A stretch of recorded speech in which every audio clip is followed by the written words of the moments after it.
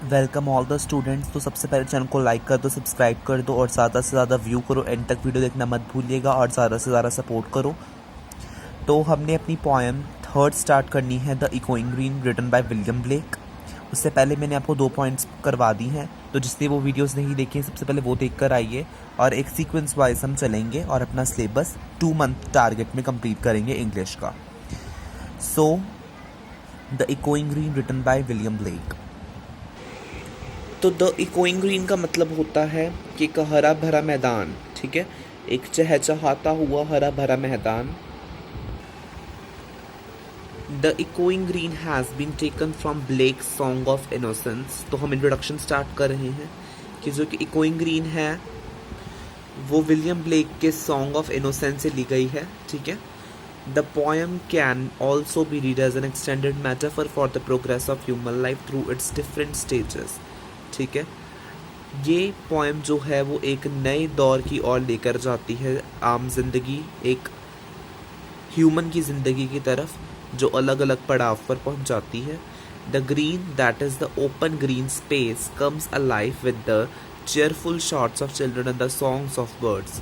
जो हरी भरा मैदान है वो जाग उठता है, उसमें एक नई जान पड़ जाती है जब वो उसके अंदर बच्चे खेलते हैं, बच्चों के चिल्लाने की आवाज़ें और जो पक्षी हैं उनके गाना गाने की आवाज़ें आती हैं। As the children play the older people relax under an oak tree. यहाँ पर ट्री का नाम है तो ये इसको मार्क कर लो। जो बच्चे थे वो बच्चे जब खेलते थे तब बूढ़े लोग ओक ट्री पर बैठे उन्हें देखते थे, ओक ट्री के नीचे, ठीक है। This old people feel happy as they watch the children at play. वो जो बूढ़े लोग थे वो खुश होते थे उन बच्चों को देखकर। They are reminded of their own childhood. वो अपने खुद के बचपन के बारे में सोचते थे। As old John does laugh away care, he shakes off the problems of his day to day life for the time being. इसमें एक ओल्ड मैन का नाम लिया गया है जॉन, इसको मार्क कर लीजिए। वो हमेशा ऐसे मतलब बच्चों को ऐसे देखता था और हंसता था और अपनी सारी जीवन के मुसीबतों को, मुश्किलों को भूल जाता था। ही दस shares the care free laughter of the children. और वो उनके साथ बेफिक्र होकर जो है हंसता था।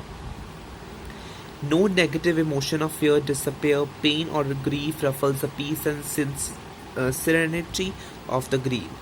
कोई भी नकारात्मक इमोशंस जो थे, कोई डर या बिछड़ना या दुख तकलीफ के या कोई भी डर, वो यहाँ पर नहीं होते थे और सिर्फ शांति और प्यार भरा माहौल इस जगह पर होता था। After spending the fun-filled day on the green, the children returns home at sunset। एक भरा पूरा अच्छा दिन बिताने के बाद जो बच्चे थे वो अपनी घरों की तरफ प्रस्थान करते थे जब सूरज डूब जाता था। They are tired but fulfilled। वो थके होते थे पर फिर भी उनके अंदर पूरा जोश होता था। They go home to the protective warmth of their mother's laps in the evening।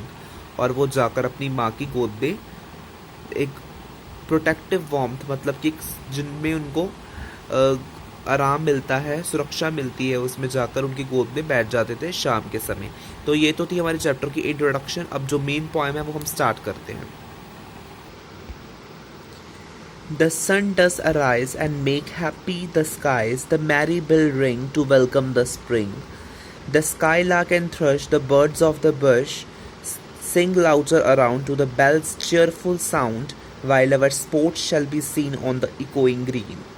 तो जो कवि है विलियम ब्लेक वो कह रहा है कि जब जैसे ही सूरज उग जाता है, जब सूरज उदय हो जाता है और तभी आकाश खुश हो जाता है और वो आकाश को खुश कर देता है।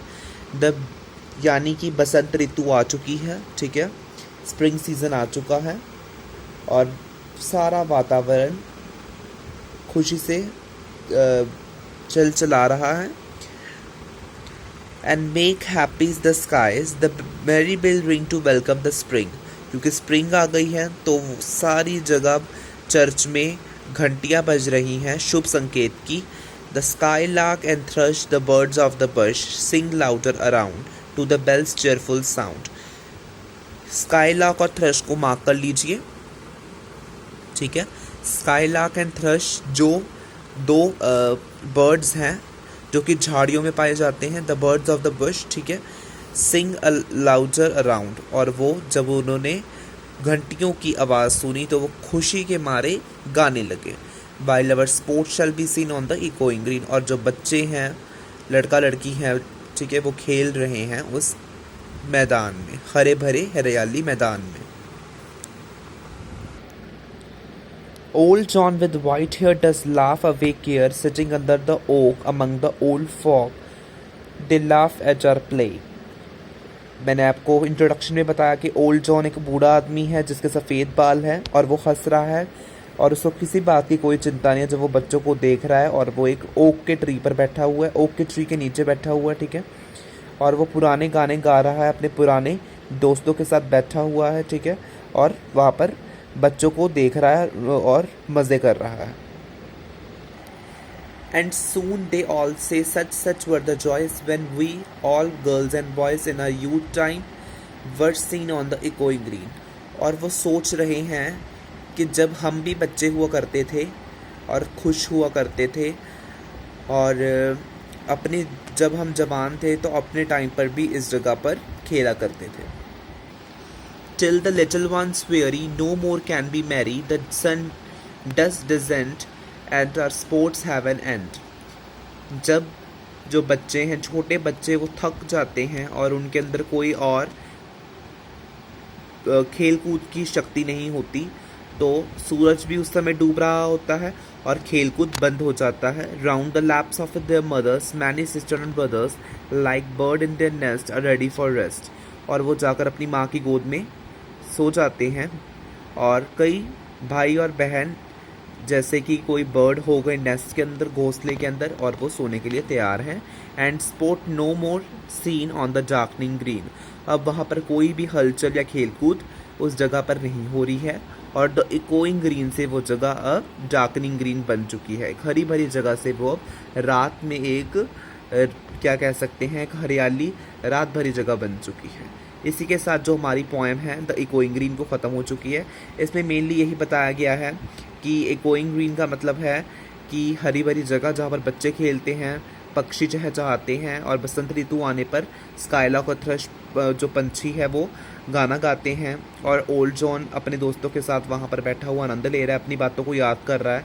और जब सूर्य अस्त हो जाता है, ढल जाता है, तब बच्चे अपनी माँ की गोद में जाकर सो जाते हैं और जैसे पक्षी भी वहाँ पर सो जाते हैं और वो जगह फिर से वहाँ पर अंधेरा छा जाता है। ठीक है, इसके बाद इसका सेंट्रल आइडिया है और स्टैंजा है। इस चैप्टर के स्टैंजाज वेरी इंपॉर्टेंट, ठीक है, इनको अच्छी तरह से आप करोगे। दोनों ही बहुत इंपॉर्टेंट हैं आपके स्टैंजाज, तो इसको आप अच्छी तरह से प्रिपेयर करना और जो बुक में क्वेश्चन दिए हैं उसके अकॉर्डिंग चलना। जो गाइड में क्वेश्चन है वो कई बार इधर उधर होते हैं तो उस अकॉर्डिंग मत चलना। इसका सेंट्रल आइडिया पढ़ लेते हैं हम। This poem is a little ideal, a happy piece of music in the peaceful countryside. ये आपको ब्रैकेट का लिखने की कोई ज़रूरत नहीं है, ठीक है। Of a village green on a warm afternoon in the spring. ये जो एक पोएम है वो एक ऐसी छोटा सा कह सकते हो एक दृश्य दिखा रहे हैं, एक गांव का जो हरा भरा है और दोपहर का समय है और बहुत अच्छा गर्म सा माहौल बना हुआ है, बसंत ऋतु चढ़ी हुई है। Young boys and girls have gathered for fun and frolic through their play. लड़का और लड़की खेल कूद कर रहे हैं, ठीक है, और शोर मचा रहे हैं। Some old man like John are sitting under the oak tree. कुछ बूढ़े लोगों के जैसे एक जॉन नाम का आदमी ओक ट्री के नीचे बैठा हुआ है, ठीक है। Mothers of children also watch their young ones at play. बच्चों की माताएं भी अपने बच्चों को खेलते हुए देख रही हैं। The open green space of play ground comes alive with the cheerful shouts of children and the songs of birds. ठीक है, कि खुली और हरी भरी जो जगह है मैदान की वो जाग उठती है बच्चों के शोर से और पंछियों के गाने से। As the children play the old people watch them. जैसे बच्चे खेल रहे हैं और बूढ़े लोग भी उन्हें देख रहे हैं। They are reminded of their own childhood. वो अपने बचपन की यादों में खो चुके हैं, उनको याद कर रहे हैं।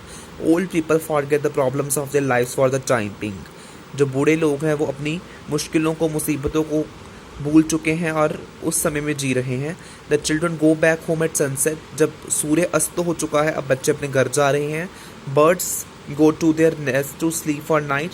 जो पंछी हैं वो सोने के लिए रात में अपने घोंसलों में चले गए हैं। The presence of children birds man and women on the ground shows the harmony between man and nature. बच्चों की, पंछियों की, आदमियों की, औरतों की और बूढ़ों की, इनकी प्रेजेंस, इनका जो अस्तित्व है इस मैदान में देखकर ये एक हार्मनी क्रिएट करता है, हार्मनी का अच्छा सा एटमॉस्फेयर क्रिएट करता है, जो कि बताता है कि आदमी और प्रकृति में कितना अच्छा मेल मिलाप है। इसी के साथ हमारा सेंटेंस कंप्लीट होता है। इसके बाद हमारा जो है स्टैंजा, इसमें ऐसा कुछ डिफ़िकल्ट नहीं है, आप पढ़ सकते हो, ठीक है, गाइड में से। बस एक बार मैंने आपको राइमिंग स्कीम बता देनी है। राइमिंग स्कीम थी आपकी फर्स्ट 4 लाइन्स की बोलिए करने को, ये मैंने समझाई थी। वेरी मैरी डिसेंट एंड ए और बी आ जाएगा आंसर, ठीक है। एक आपको दिया हुआ है, name the figure of speech और used in these lines. Many sisters and brothers like birds in their nest are ready for rest, ये लाइन थी आपकी, ठीक है। इसका लाइक वर्ड आ गया तो ये ऑब्वियसली सिमिली हो जाएगा, ठीक है। बाकी तो आप खुद कर लोगे। इसी के साथ हमारी जो पॉइंट नंबर 3 है द इकोइंग रीड, वो कंप्लीट होती है। सो इसको अच्छी तरह से पढ़ लेना, ठीक है। और चैनल को लाइक कर दो, सब्सक्राइब कर दो, शेयर कर दो, सपोर्ट करो, ज़्यादा से ज़्यादा वीडियोस देखो, एंड तक वीडियो देखना मत भूलिएगा एंड सब्सक्राइब करना ना भूलिएगा। सो आपको मेरे चैनल का पता ही होगा, राहुल सल्होत्रा, ये एक स्टडी चैनल है। So keep watching. Thank you so much and all the best for your future.